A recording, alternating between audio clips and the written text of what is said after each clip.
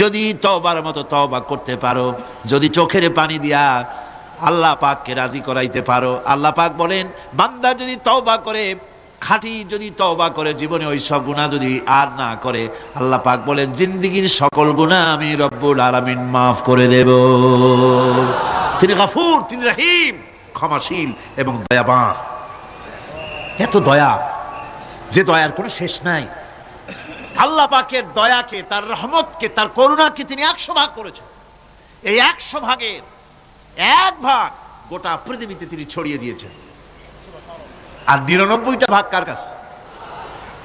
এবার চিন্তা, 100 ভাগের 1 ভাগ দুনিয়ায় ছড়িয়ে দেওয়ার পর তার থেকে আমরা যতটুকুন ভাগে পেয়েছি, এর মহব্বত, স্ত্রীর প্রতি মহব্বত, মেয়ের প্রতি মহব্বত, ছেলের প্রতি মহব্বত, মায়ের প্রতি মহব্বত, পিতার প্রতি মহব্বত, বন্ধুর জন্য মহব্বতে আমরা জানও দিয়ে দিতে পারি, এমন আমাদের ভালোবাসা, এমন আমাদের মহব্বত। কথা ঠিক কিনা?